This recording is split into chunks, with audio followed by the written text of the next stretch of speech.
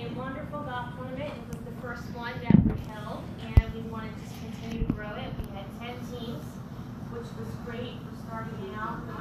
It was especially great because the ambassador is a real golf fanatic, so he really felt at home there. It was great to talk to him about everything that he was so interested in our Hampton Roads community. So I will tell you, I got involved, and my husband got involved with the chamber because my godchild is Filipino, and so I want to make sure that as he grows up, that he has the cultural influences available to him, and that he has kind of that history, that succession of things that are going through. So I'm going to reach out to everybody, and that was our first golf tournament. Thank you, Naomi. Thank you, Roy. You were wonderful. Thank you. We want to really make it bigger and grow it because it's scholarship money for the kids in our Hampton Roads area. So I'll be reaching out to everybody, and feel free to reach out to me because we're going to just keep growing everything. And thank you for letting me be a part of it. Thank you, Sharon. Sharon was, with all that was happening with PhilFest and what was all happening with the ambassador's visit, to have Sharon chair that and actually run that tournament with much appreciation. So let's give applause to Sharon.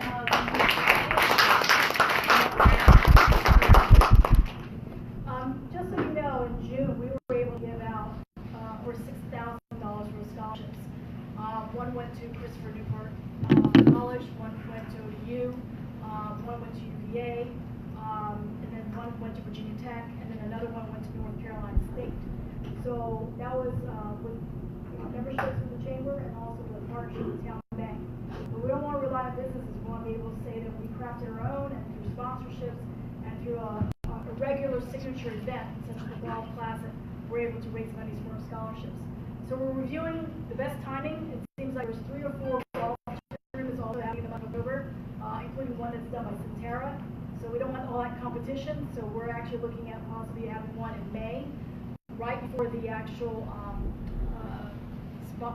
scholarships are being actually disseminated. The way that the chamber does this is we give the funds directly to the child or the student. We give it, they tell us the school that they're going to, that they were accepted, and in their first semester we actually send in a check that actually gets applied against their tuition or their books. If they got a full scholarship on tuition, one already had a full scholarship tuition, so we applied it to room and board and books. So again, that through the chamber we're able to students. So again, we look forward to having much more success. We gave $6,500. We're looking hopefully to give out $10,000 in sheets. So again, we can't do that without your support. The last thing I want to be able to show for housekeeping is our next meeting. Jot it down. November 13th. It's actually a Tuesday because of Thanksgiving in November. We moved it up 1 week. Normally our meetings are the 3rd Wednesday of every month, so it's easy for everybody to remember. Our host will be Marie Batista and Julian, who is the Hispanic Chamber President, and I serve lending. So she'll watch the flyer. So let everybody know that next meeting, November 13th, Tuesday, and that will be at Mass Mutual right here on the corner at here at Town Center. Mass Mutual is actually where Julian Baena also works, and it's a nice place.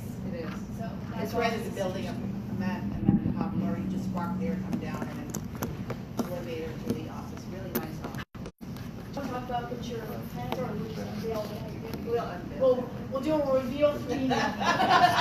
But I'd like everybody to join us. Invite everybody you can to join us. We want to be ready for 2019. Let me tell you that. So it should be a great one. So I'd like to invite especially millennials to come join us next month. So looking forward to seeing everybody and more.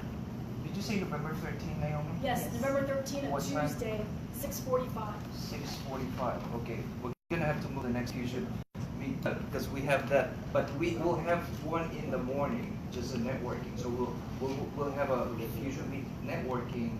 Okay. Just In that morning. In that morning, and we'll move that one on our original, which is a town center at the restoration space.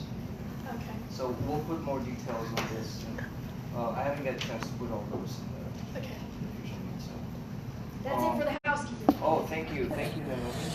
And so how is the food so far? Yes, we had a buffet yesterday at was it 2 days ago? Oh, I was still full. Seems like I was still.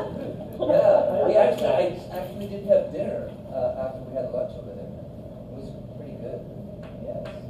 So we better have this. So last minute, I called you guys. Can you cater us? Oh, don't worry about it. Thank you very much. Thank you so much.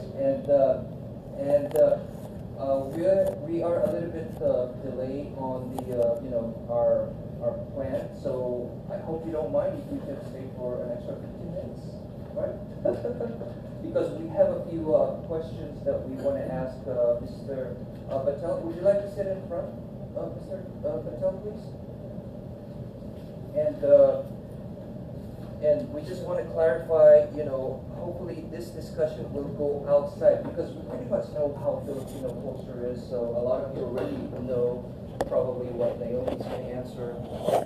And Ron here has, a background in the military as a veteran of Japanese culture. That is Japanese. Okay.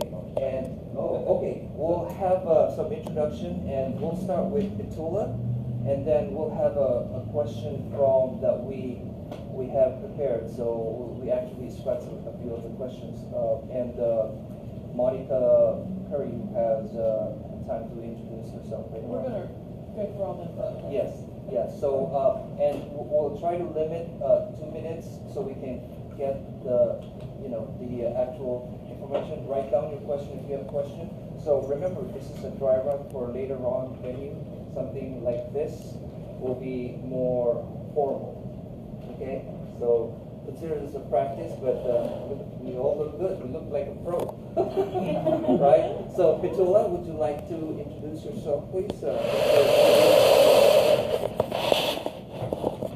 Hi, good evening. My name is Petula Moy. I'm originally from Hong Kong, so I'm Chinese and I am Chinese American. And I came here when I was a teenager. English was the second language, but because at that time Hong Kong was a British colony, so that we do learn some English. But it was a challenge. But I went to school at UVA, graduated with a BS in nursing, and I retired from that after 20 years. And then I went to my second career in financial planning, and I'm currently with Commonwealth Financial Partnership. And also, I am president of the Asian Business Association of Hampton Road, and I would like to recognize Tricia is one of our board members representing the Filipino community, and we also have Susanna Hyder, who is also Filipino that representing the community. So the Asian Business Association is really we represent all the Asian community in this area. We participate the Asian activities. We were at the Field Fest, we were at the Asia Fest, and we're going to participate in the India Fest days in November. And we do have also monthly luncheon. Our luncheon is usually on a Wednesday, either the third or the fourth Wednesday. So for this month, our luncheon is next Wednesday. And our speaker is a Filipino, and you all probably know her, is Awina Pagano. She's going to talk about Vision 2040 for the city of Virginia Beach. So I would invite you all to come, and it's from 12:30 to 2 o'clock. It's at Judy's Cuisine at Chesapeake location. Thank you, Petula. And you still have the FusionMeet here, because in FusionMeet we introduce the culture that every time we introduce something, we pick one culture, which is the either Chinese nationality, or sometimes we pick the age. I'm a millennial, or I'm any culture that you could share as well on your introduction. Thanks, Petula. I'm still a member of ABAR, right? Right. Okay. And Miss Myla Astro, also known as my My lovely partner wife. in crime. Good evening or magandang gabi sa inyong lahat. Good evening in English. I'm Mala Astro and the wife of Tony Astro. I've been here in the States for 15 years now, and we've been all over the country because he's military. And we started the business in 2006 in Connecticut, wherein the first concept was offering a marketing and virtual office support, which changed into a business model of branding. And it's been, as a minority and as a woman business owner, it's kind of like hard for me at first to really, tap in the market because I'm minority and I'm a woman. And that time there was some really big support for women only. So it's kind of like hard for us to market, especially me, because my husband back then was still active too. So I'm glad that we have this kind of networking because we are able to help reach out to those other minorities to come out from their shell and network and meet another. Thank you.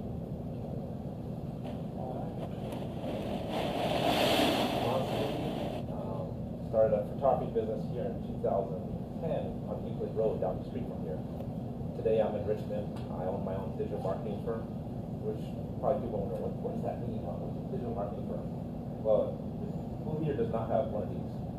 Everybody has one, right? Yeah. And so the curiosity, especially with millennials or people younger than ourselves, because I'm really young, I'm only 21, but is how do you get customers to come to your business and become your clients, paid customers, right? We solve that problem in our company. It's taken me, our business partner was here in the back row, hi, Michael. It's taken us about 9 years to develop this entire blueprint of our business. We only started 5 months ago, and we've already got 3 clients across the states, and entertaining clients in Israel and United Kingdom and Hungary as well. And I couldn't believe it. Wow, we solved the problem. But that's the world we live, in the digital world we live in now. As no matter what culture we have, and if you look at some of my business models and everything too, some of our teams, we have a 10-person team, multicultural across different age groups. We have 2 millennials, or actually not even millennials, they're Generation Z, an 18-year-old and 20-year-old. And they help me learn how to reach out digitally. And at the same time, I'm a little bit older than 21, but at the same time, we hone in the processes to build a business plan for our clients. So multiculturally, I'm a multicultural person. Japanese, half Japanese, quarter Chinese, quarter Irish Scottish from North Carolina. Go figure. Born and raised in Hawaii. 15 years in the United States Navy. I ended my service, my honorable service here at Norfolk. Drove from the base to my home and figured out my business plan from there. A couple of iterations, success is not a straight line. You got a couple of squiggly lines here and there. Sometimes I was a 9-to-5 job, but more recently I learned from my failures and mistakes. Some of the ladies here saw my tripping over myself in business in the early days, but I'm proud to say, as part of the learning process, we all have. We get better and better at business and commerce and collaboration. I have a network that reaches all across the globe, and I feel that, I love the themes for this FusionTalk here, because this is what I live, breathe. Multicultural diversity in my 2 businesses is not within intention. It's just a byproduct of inclusiveness. I do not intend to hire African American people and Caucasian people and people from Europe and people in the age group, but it's just a byproduct of how, if you collaborate across whatever demographic it is. We live in a digital world. Yes, the borders have evaporated, and so now we use the tools that we have because our clients are here. Yes. Thank you very much, Ron. Is Michael a millennial or is he more like a Generation Y? No? He's also 21, by the way. Thank you very much. You brought that up because let me just show. This is like a 30-second clip. I don't know if you saw this clip. See? So it won't. How do you play? Maybe I'll do that later on. Oh. Okay, I'll play it later. Because I just want to show you some clip. It's gonna go, like 30 seconds. But you see the Hollywood.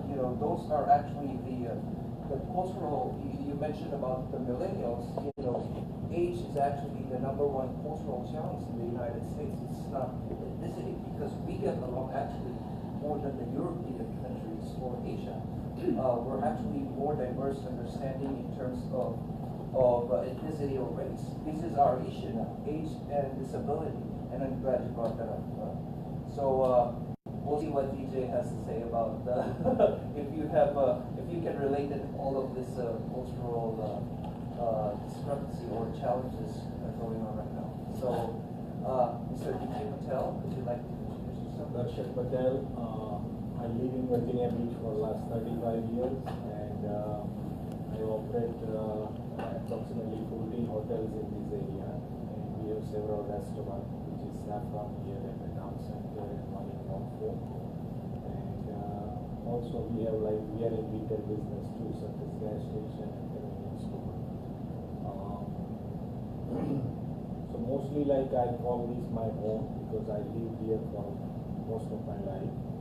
I came from India directly to here, and at that time English was my 4th language in India. So I spoke very little English when I came here, but I still overcome all the hurdles. And as far as all this getting along, I think I travel a lot. This is the only country where people get along only here. Like if you go to any other countries, they don't get along.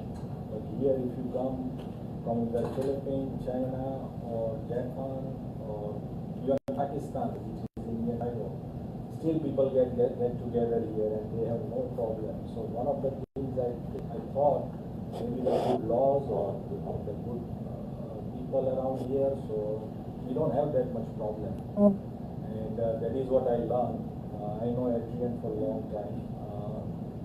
So technically, we live in a good area, which is beautiful. I always stay at the beach. We have several hotels at the beach, and that is where I started my work on as a souvenir home. Then I bought the hotels, and that's how I started my career. Can we get discounts?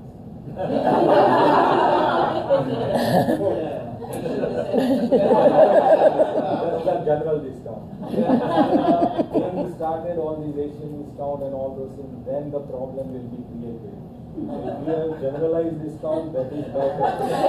Forget about Asian discount, forget about Indian discount. Baby boomer discount? Yeah, that sounds right. Thank you. All right, thank you very much. And DJ, that was really a good information. Hopefully we can bring that, to the community outside of this. Because I think majority of us here have programs into the Asian. Also, another thing on one time. I just want to add one thing as far as on discrimination. One time I went to the hotel show. It was a franchise, all the franchise were there. And for initial fee, it was like almost $75,000. So he had a brochure lying on his desk, and I asked him, I said, where we get some kind of discount on the, he says, it's not available for Indians. I said, what does that mean? He says, it's available for only black people. And it is true, because they do consider as a majority in a hotel business. And they wanted to bring all the black people as a hotel owner, so they consider special program for them. And by being we did not get that. And that is not called discrimination, but still, it was amazing to see how the hotel company operates, because they do wanted to bring all these other Asian people, or not Asian, but other Spanish people or the black people, and they wanted to have them hotel owners. And it was amazing statistic. Very few people are hotelier from the black community, and we also partner with that, we call NABU, North American Black People Hotel Owner Association. We help them to create that association. Right now there are not many owners in a hotel, from the black community. So we promoted them, like except the football player, and they are like in a big hotels. Like all those ex-football players, they have several hotels. I mean, several means 50, 100, but not individual base. So, and at that time I felt, I said, why? I mean, I'm being this, but he says that is true because the Patels and the Indians, like they were in majority of the hotel business. So they says you can't get it. So it was fun. Yeah. Nice insight, DJ. Appreciate that. Naomi, before you speak, we'd like to welcome Ron for joining us today. Naomi? Hi, I'm Naomi Starks. I come from a military background. My father was actually one that brought us here to Norfolk. He retired here. Actually went to Granby High School, graduated from OU, a degree in accounting. My first job getting out of university was a tax accountant at a Fortune 500 company, corporate America, Beverly Enterprises. Was there for 12 years. I then left and went from corporate America to not-for-profit industry. Worked at operations as an operating officer. Was there for 12 years, and then left that and went to be self-employed. And so went into the travel industry. And actually, we have our own travel and tour operation, and so that's Just Go. And I'm the president of the Philippine American Chamber of Commerce. I'm on Vision 2040. Actually, was on the very first group that actually crafted that for the city of Virginia Beach. And look at what city of Virginia is going to look like in 2040 or 2050. So I'm very glad to be part of that and craft and what our city is going to look like for our next generation. Also, I love, we erected a new not-for-profit called Enjewel, Quality and Justice for Every Woman, Every Land. Our focus there is for human trafficking. We're actually doing an event in January. So again, we love working with the community. We like doing projects that actually help our community as well as not only the Filipino, but the mainstream, and actually love our Filipino descent. And good job on running the Phil Fest together with a bunch of you guys here. It's a team. It's a team effort, I know. Thank you so much. I think we're going. Did we break the record for that Tinipling? We actually supplied that information to Guinness Book of World Records. Yeah. Yeah. So we're in the Guinness Book of World Records. Thank you. So, Monica, do we still have the question, or they answered some of the questions already? Yes. I'll be quick about who I am. Everybody's curious, right? Yes. I met Tony a couple weeks ago. He needed my help here. And then I started connecting a lot of dots. I've been in technology for over 28 years. I just went in real estate, got out of the box pushing. But in technology, I worked through with small business owners, veteran-owned, minority-owned. I did classes for the city of Virginia Beach, teaching people how to do contracts. I'm a contractor. So I sold, big data centers and all kinds of stuff in technology. But through the way, I learned how the system works. Because there's set aside money for small businesses, set aside money for minorities, set aside business for there's so much set aside. But it's not easy, and you don't just get it, and you got to understand how it works and how the big boys play and how you got to get and all that kind of stuff. So then I started connecting dots. I'm born in Norfolk. This is my native language. A little southern sometimes, but this is who I am. My grandbabies are Asian, and I love them to death, but I don't see them as Asian. I see them as my grandbabies, and I'm Grandma Monica. Yes. So now I'm doing real estate. I just moved back from Richmond in April, and I'm where I belong. Thanks for joining the team. Since maybe I have a minute to introduce the new FusionMeet team, gonna help me out bring this up together. We have Monica Curry and we have Monica Ward. Hello, everybody. And she's also in the marketing. Would you like to say 30-second? I provide marketing and consulting services across all sectors: government, private, public, private. I have some friends here from my years at Disney. Oh yeah. And after Disney years, I stayed here in Hampton Roads and opted, instead of working for companies and then going to a new company every time the board didn't like what the marketing recommendations were, I decided to start my own company. So I'm proud to support FusionMeet and timekeeping and amateur videography here. Look how And just looking bootstrapping we are. about the events that are coming up over the next year, and happy to meet you. Yes, and hopefully we can have an actual professional cameraman who will I do it professional, but I don't, I'd like to meet you guys. And also Gordon, he's been a long-time partner of FusionMeet, but, we've done a few at the town center. Would you like to say a few words, Gordon? Yeah, hi, my name is Gordon Pantalone. I'm of Italian descent, so Tony thought that would be interesting to add to the mix, add a little Italian flavor. Yes, you have to say your culture, either your age you're supposed to say. On the professional side, I'm a financial planner. We deal specifically with military families, military retirees, and federal employees. But on the cultural side, I make the best cafe macchiato. There's two places in town in Virginia Beach that get a really good, authentic cafe macchiato made by an Italian using Italian cafe. One is Anna Maria Marchese's Market up on Pleasure House Road. That's one. The other place is my office. Yes, and we'll have one on the next FusionMeet. Okay. We'll move the schedule, so if you want to try the real Italian coffee, there's Gordon. And of course, we've heard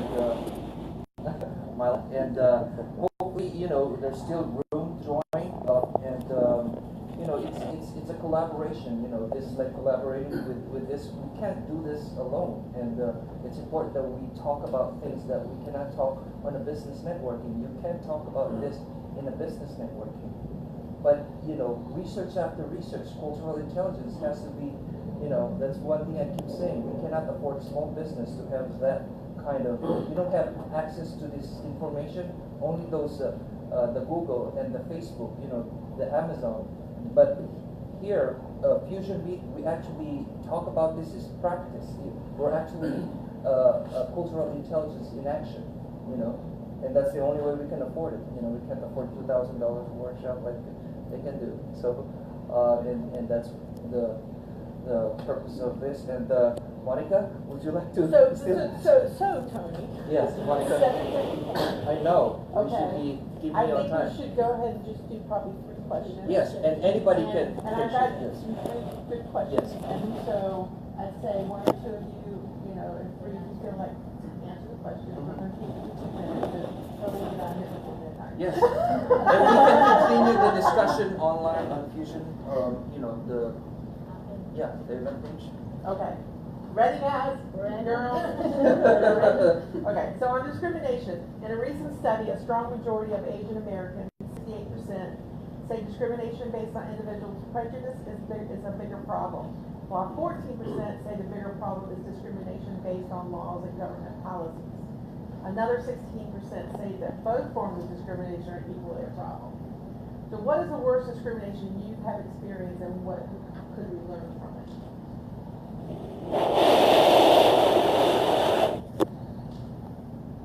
Takers. Well, this happens in a very much private sector, maybe not government, but when someone sees a name on a resume, that can instantly jump to what ethnicity it might be, what they're capable of. So I'm not saying I myself, I think Suzuki has a very positive connotation of professional, but I've seen actually in both the corporate 9-to-5 world and in the private sector world, and if someone's name is very Korean sounding, hard to pronounce, that can give a perception already. But in the black communities and such, when I see a very 70s flavorful name for a female, it's already a connotation of which demographic of the city does she live in, and what's her income level, what's her education level. And that's something that I myself try to screen out of my own mind. I've actually had LaShonda Jackson, for example, a real, I'm saying, putting 2 names together to protect that person's identity, but that can bring a connotation to most employers, even private sector, is like, well, how far on the list on the high-end scale is she versus the actual what's in her resume? That ends up being the biggest part of the resume.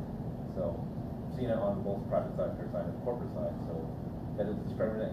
That's in itself psychologically between the interviewer's brain can be a discriminatory thing that's still not illegal. You know, the law You're can't not saying see. it out loud. Yeah, exactly. And I've actually seen that. You know, I've actually seen that as a practice in some places. And so we ask ourselves, you know, are we being fair with ourselves when we hire or we screen or whichever?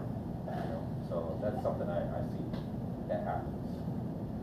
Mila? Yeah, for me, two things that I experienced discrimination. First, on a personal level. On the personal level, when I was still new in America, my good husband volunteered me as an ombudsman for the men. Big job, yeah. And we were, that was a 200 servicemen command, so it was really big, so they needed two ombudsmen. So the other one was a Caucasian, and we were kind of like having a meeting, and right there and there on my face, she asked me, is it too ambitious for you to become an ombudsman because you're new and I feel like it's regardless whether I was new in the States or that's my way to learn living life. That's the personal thing. On the business side, 10 years ago, there wasn't really enough support for women-owned business women owners. So during the networking event, when we started the business in Connecticut, I was the only Asian in the Chamber of Commerce, and all of them were male. So it was hard for me to talk to them because I feel like it's still a man's world. And when we were in California, one gentleman said, I only did business with you because of your husband. So imagine as a woman business owner, it was kind of like hard to penetrate the business world at the time. And when we went here in Virginia, I felt they are more open, they are more warm. Yes. Yeah, but what year did you get here? 2012. Virginia? Oh, 2012. in 2012. Virginia, yes. That's why I told you we have to retire here in Virginia. Yes. Because I saw the oneness and I saw the program of the government that they support the women only and the minority. Yeah.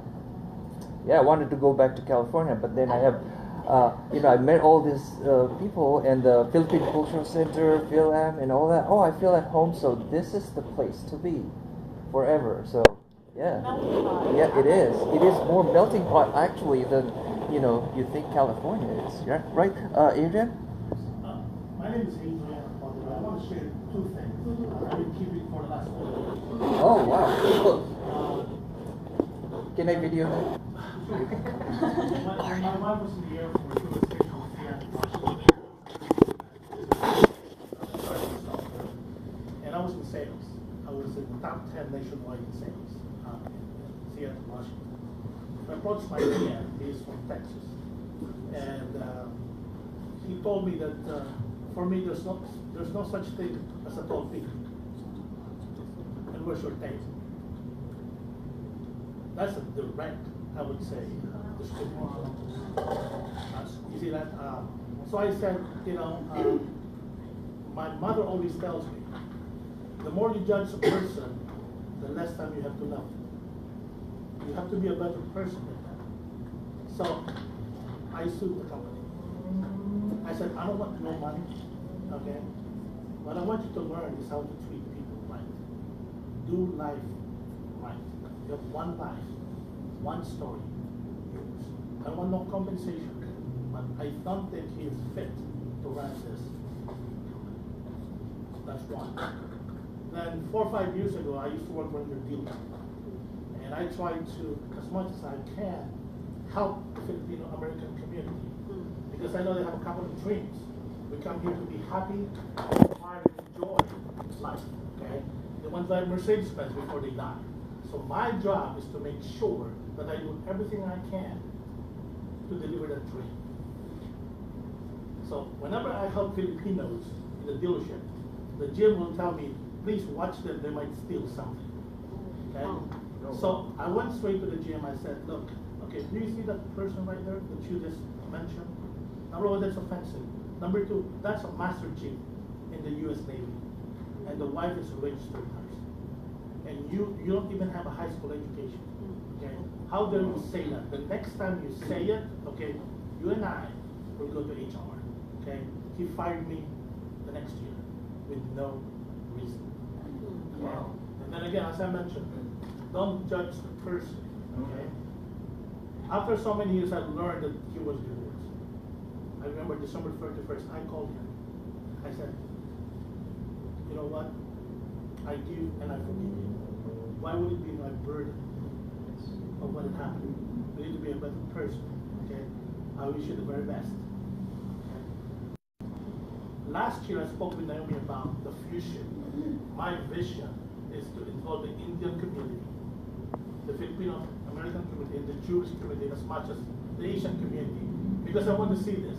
And when I learned about Tony being a USC alumni, I said, I need to be here. Yes. I need to share my story. We went to the same school as my life. Yeah. And Ron is a good friend of mine. Darshan's a good friend of mine. I came here with $91 to $200. I was homeless. My father just passed away from heart attack in Saudi Arabia. Helping people get raped in Saudi Arabia. My father was jailed by Marcos. But those instances makes you stronger. Okay, those instances makes you fight. So I always pray. I said, God, I don't need miracles. I believe in what I believe. I'm going to make this. Just kind. So you always believe in yourself. So this is probably an initial vision of what I'm trying to envision to help one another, without no agenda, without nothing. So I wanted to share that with you because I've kept that for a long time. And I want to share the Filipino American community. Look, okay, we're important too. Okay, each of us is important to us. Like I told my son, you have one life, okay, one story. Yours, make it count. Thank you.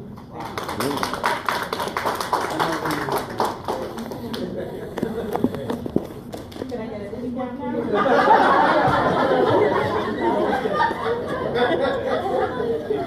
So if you need a Benz, we'll see. Hey, Monica, do we have thanks? I think we can go for another 2 questions. Can I have a quick comment on this subject? I have a different perspective. Yes, please introduce yourself. I'm Ben Equitan. My background is a CPA. I've been with the Big Four for I don't know how many years. I don't want to reveal my age, just like you did. But currently, in the last 2 years, I moved to a financial advisor role. I'm a broker, I'm a licensed advisor, and I'm a licensed insurance agent as well. So, but going back to the subject, just like all of us, we've experienced discrimination. I did so many times as I moved. I progressed for many different roles in the corporate world. I did, and I agree. That makes us stronger. But I think what I felt personally is, instead of focusing on these discrimination issues, that will never go away. It doesn't matter what the administration is, who the administration is, who the leaders are. It will stay. Instead of focusing your energy on that, my own personal opinion is focus on how we can take advantage of the diversity opportunities. In my case, I had the opportunity to be part of a team in one of the Big Four accounting firms to transform the procurement organization from a transactional organization to a more strategic organization. And part of the strategic priority was diversity. And I think just like IBM, Microsoft, they have different stores. Deloitte was really focused on putting a diversity program as part of the strategic initiative, wherein it's not only the talent acquisition, but also making sure that it's consistent with the market needs. You know, you define your market. You know very well that the market is transforming to a more multicultural market, so you take advantage of that. As a result, regardless of our role, whether we are an employee or a customer, we have to be proactive. That's I think would basically transform how we address discrimination. And I think in IBM's case, if I remember correctly, just now when he took the role as CEO of IBM, he transformed IBM. At the time, he was transforming IBM from a computer hardware organization to a more consulting software organization. And it's part of that was really diversity program. And I think they measured the revenue in terms of that conversion. It contributed over $1 billion in terms of revenue because of that, making diversity program as part of the priority. In Microsoft, it's a different story. When I was the lead finance person for an outside vendor, my employer was an outside vendor in terms of managing their workplace services. What the interesting part that I learned from Microsoft was they were giving funding to say, for example, Filipino American community employees. They will provide funding if you organize yourselves, and the objective of which is to preserve your culture. And the reason for that is they want to preserve your culture because each and every culture produces a different type of ideas. They get the best ideas from that. And I think that's why I'm sharing this, because let's not waste our time discussing, arguing on this issue. We suffer all. We will continue to experience it. So I hope that helps. Yeah, and the other thing, in addition, is now I would challenge the small business owners. What this big corporate did successfully, how can we use this strategy to do it on our small businesses? That's good advice. Thank you so much. Do you have I think Vitola, if there's one question Yeah, that I think one question. Vitola or Naomi can answer. Some politics. Okay. So with regard to party affiliation, 35% of Asian Americans describe themselves as Democrat, 35% identify as independent, 14% as Republican, and 7% as other. There are significant variations in party affiliation by Asian ethnicity. Indian Americans are most likely to identify as Democrat, 46%, while Chinese Americans are most likely to identify as Southeast Asian Americans are roughly Democrats, Independents, and Republicans. So the question is, do you consider yourself Democrat or Republican, or would you rather not answer it? Well, I would say I'm neither, because I'm not Democrat or Republican. I'm quite partisan because, you know, with today's politics, we saw that every day. With Donald Trump, because it's Republicans, and you can see some of the Republicans may not agree with him because they are in the same party. They feel like they have to. And then the Democrats, you know, they feel like that, you know, they're the opposites. They have to fight against them. But I usually vote for the person, not the party they belongs to, because, you know, I think, you know, today's politics, integrity is being lost, and I think is, you know, if a person has integrity and is really truly work for the people, and it doesn't matter whether they're Democrat or Republican. Just like John McCain, you know, he just passed away, and he has so much respect from both parties because of him, not because he's a Republican. So I think that, you know, with the upcoming elections, I hope that you guys will look at the candidates, and, you know, if a person has integrity and is really truly work for the people, and then the Democrats, you know, they have to fight against them. But I usually vote for the person, not the party they belongs to, because, you know, I think that, you know, with the upcoming elections, I hope that you guys will look at the candidates by the merit of that person rather than their party affiliation. I want to hear what Ron, maybe 1 minute, 2 minutes. What's your response? It's up to you, Ron. You don't have to, or you can have Naomi answer it. Sure. Well, for a lot of folks know me, but for those of you who don't know me, I'm Ron Villanueva. 15 years ago, I helped to break the glass ceiling for minorities here locally and in the state. I was the first Filipino, I was the first Asian elected here in Virginia. And, like you, I've experienced racism and prejudice in other communities, our own community. But what always drove me was always working for the common good, trying to find common ground with everyone, and showing everybody that I knew what I could do and help further along some of our initiatives. For instance, I was the author of a lot of the city's procurement laws. I was the author of a lot of the state's procurement laws. And let me tell you some of the battles that we saw there, because non-minorities don't understand the struggle. They don't understand what it's like to be discriminated on a hotel application, or when a woman goes before a review board, is she really getting the right salary versus the men, and those kind of things. So to answer your question, I'm a Republican, but I'm agnostic now because I'm retired, right? And, wait a minute, can you say that? You want to post that? So what you're seeing in today's day and age, it's disheartening.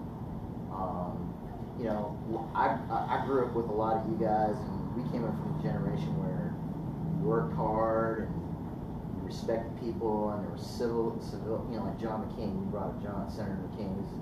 He was a good mentor for a lot of us, and all that is gone. All that you've seen the last 4 years, it's a lot of hate and discontent. It's trickled down to the local levels of government, state and local, and it's terrible. And no longer, when you're saying vote for the person, when you go out to the polls in like a November election, they don't care. They care about whether you're R or D, and it's so very true. I mean, look at my record. I was one of the most moderate Republicans there was. I supported LGBT, environment, discrimination, you name it. But I lost my election because I was a Republican. And there's no doubt about it when you see the evidence there. And there's 14 other people that lost the same way last year. This year, you're going to see more of the same thing. Whether you're R or D, there's polar opposites, and no one works together. But what we could do as a community, what we could do as a minority community, is support our businesses, and support them by purchasing their goods, promoting people whenever you can. Get on your Facebooks, your Instagrams, your Twitters, hype up, Inbox Creation, or the Chamber of Commerce, or our friends in insurance agencies, those kind of things. That's what we got to do, and that's how you see these models. For instance, when you, DJ, when you talked about, the Black Hotel Association, I remember talking to Bruce Smith about this same thing, and they know it. They got to coalesce. They got to work together to promote their own, because they've been discriminated against. We are in the same boat. We got to stick together. We got to promote. We got to show strength not only in the economy, but we have to show strength in our politics. So, and that's why we have groups like the Chamber and the Hispanic Chamber. We're all working together to, provide us. So what's happening right now is here locally, like the Hampton Roads Chamber, they're looking at all these little chambers and going, whoa, what are you doing? Well, it's because the big chamber never took care of these little chambers. They never promoted these communities. They never understood the businesses like we do. So we got to work together. We got to promote our communities, but more importantly, we got to assimilate in a way that gives us strength. You know, hopefully one day there's going to be somebody who, from our communities, that runs again and champions these issues.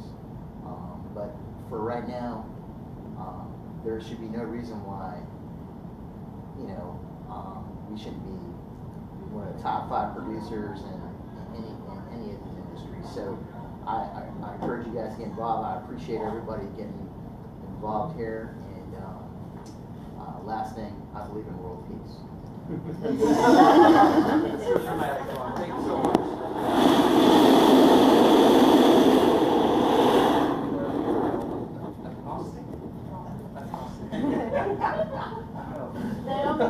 Did you want to respond? It seemed like Tony really wanted to. No, maybe even some of the questions, so Okay. maybe something that we need to discuss, Naomi. You got the last word, and then we're gonna go maybe for 60 seconds, max, everyone to get to introduce, and I think we're on time, 8:15, that's supposed to be networking, so we're good, right? Yes, correct. Yeah, sure. Oh, I'm sorry. I'm sorry, Monica. Monica. There's 2 Monicas. Oh, yeah. Whatever. Oh, okay. I can. It should be short. Yeah, just make it quick, because I know you Okay. get some things that politics is very touchy, but I guess you're brave enough to say so. Right? So I'll answer at the end of my statement. It's a short statement. One of my mentors, I have 3 mentors. He's one of the top political consultants in Germany. They helped to create a brand new German political party in the last 2 years. There are 5, from what I understand, the 5 that they wave is basically unity and honesty and transparency in government, doing the right thing, and being accountable to people. And I think they're really the roots in the German political world. He's the #1 consultant there. He's also my business consultant. And if the real progress in a transparent world that we live in now is that honesty, integrity, and transparency. Those are all interlinked together. Honest first, with integrity, and transparency creates the accountability that's required to get great things done as a group of people. So, going to answer that question, when I look at the way I vote, is checkers, salt, pepper, and everything. Independent, Republican, and Democrat.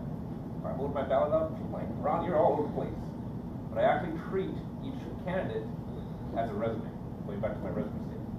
I look at each candidate and their capability, their track record, their actions in the past. Actions in the past is my biggest indicator of if they have the capability in the future to create certain actions. So, as a person, and I'm 40 by the way. You're being honest, because you weren't transparent about that's good news. I'm going to check the rest of the other candidates. You want to say something other than politics? I gave you the question, so you can.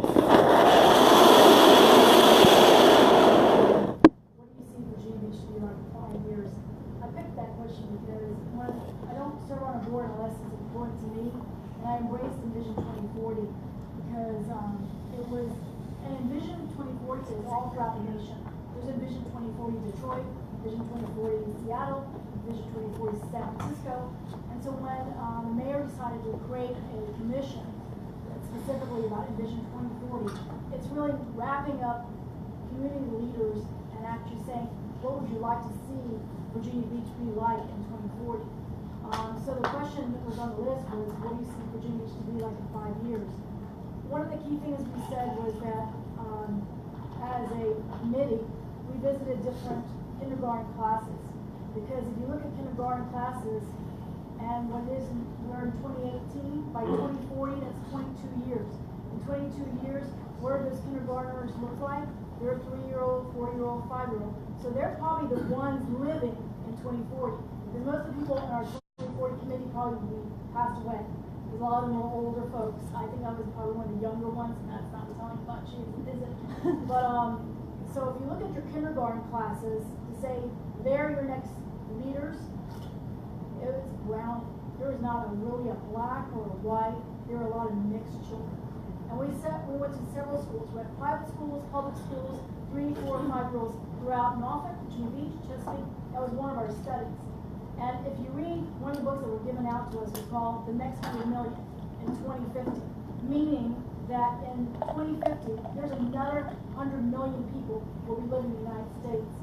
And in this book, they talk about it, as we do in the city of Virginia Beach as well, is there's a browning effect. And that browning is a terminology that's used for a lot. And some people, when you talk about browning, especially Caucasian Americans, what is that about?